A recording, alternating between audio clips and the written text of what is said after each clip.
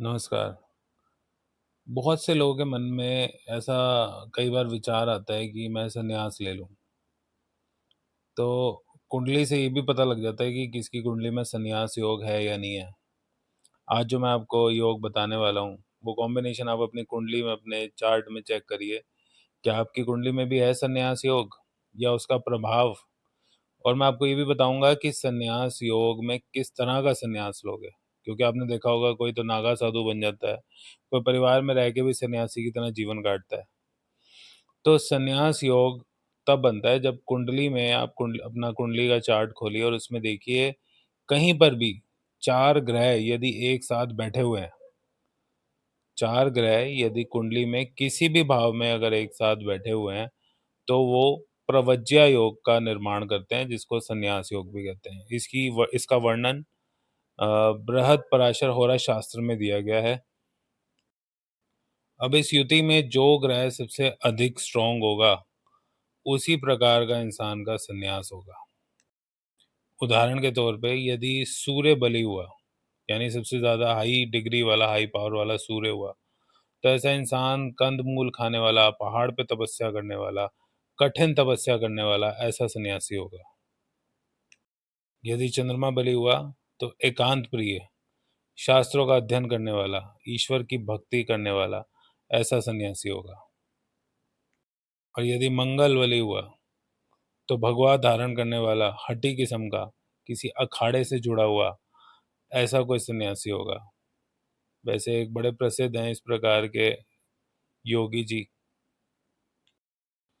और अगर बुध बली हुआ, तो ऐसा व्यक्ति दार्शनिक होगा, बुद्धिमान होगा, वेदों का ज्ञाता होगा, अपने प्रवचनों से लोगों का भला करने वाला होगा, लोगों को प्रभावित करने वाला होगा।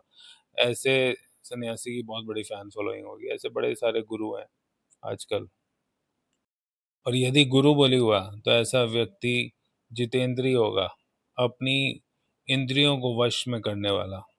ऐसा व्यक्ति बहुत प्रसिद्ध होता है। और ऐसा व्यक्ति प्रख्यात गुरु या जगत गुरु बनता है, जैसे शंकराचार्य। यदि शुक्र बलि हुआ, तो ऐसा व्यक्ति घूम-घूम कर प्रचार कर कर पूरे संसार में घूमने वाला, ऐसा सन्यासी होगा। कई बार शुक्र स्ट्रॉन्ग वाले सन्यासियों के पास बड़ी-बड़ी मर्सिडीज़, ऑडी, बीएमडब्ल्यू आपको मिलेगी और उनकी विचारधारा औरों से अलग होगी। और यदि शनि बली हुआ, तो ऐसा व्यक्ति अत्यंत कठिन और कठोर तप करने वाला होगा। जैसे आप एग्ज़ाम्पल ले सकते हो जैन धर्म के मुनि। एक और कॉम्बिनेशन है, अगर शनि और चंद्रमा एक साथ बैठे हुए हों, तो भी इंसान का संन्यास योग बनता है। ऐसे व्यक्ति के मन में हमेशा घर छोड़ के एक अलग स्थान पे जाके तप करने की, कोई दीक्षा प्राप्त करने की, कोई साधना करने की, कोई विद्या ग्रहण करने की, तंत्र मंत्र की सिद्धि प्राप्त करने की सदैव इच्छा जागृत रहती है।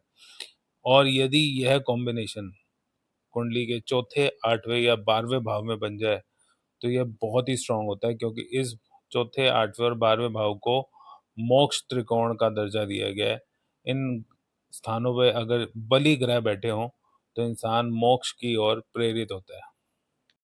अब जो मैंने आपको ये बताया है, इसमें एक नियम भी है।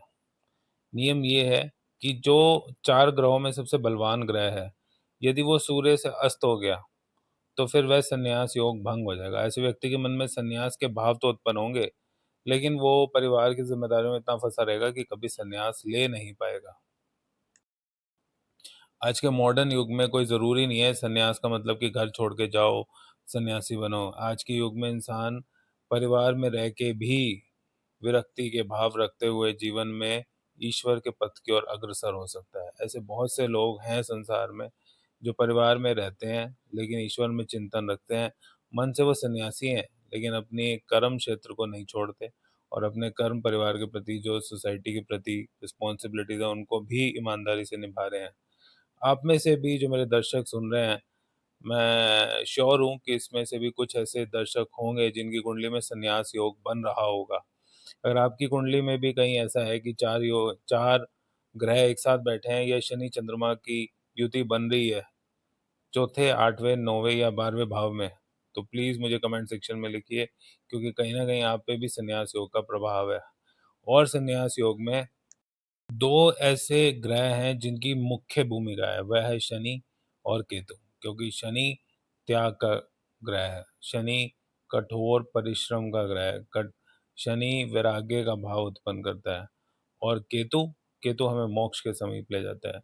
जिस भी व्यक्ति की कुंडली के 8वें या 12वें भाव में केतु है, वह मोक्ष के बहुत निकट है। वह थोड़ा-सा एफर्ट करे, अगर थोड़ा-सा मेडिटेशन करे, ध्यान साधना करे, ईश्वर की भक्ति में लगे, तो उसको रिज़ल्ट बहुत ज़्यादा मिलेंगे, क्योंकि वो आज का तपस्वी नहीं है। वो जन्मों-जन्मांतर से यही कार्य करता आ रहा है, और अब उसकी सफलता के चांसेस बहुत हाई है, क्योंकि अब ईश्वर भी चाहता है कि वह ईश्वर के निकट पहुँचे। तो आप देखिए आपकी कुंडली में कौन-सा योग है, और यदि आपके मन में कोई सवाल है तो आप प्लीज़ कमेंट सेक्शन में लिखिए। और यदि आप किसी स्पेसिफिक टॉपिक पे मेरे से वीडियो चाहते हैं, तो आप प्लीज़ वो भी लिखिए। आपकी प्रेफ़रेंस के अकॉर्डिंगली मैं अगली वीडियो बनाऊँगा। Thank you.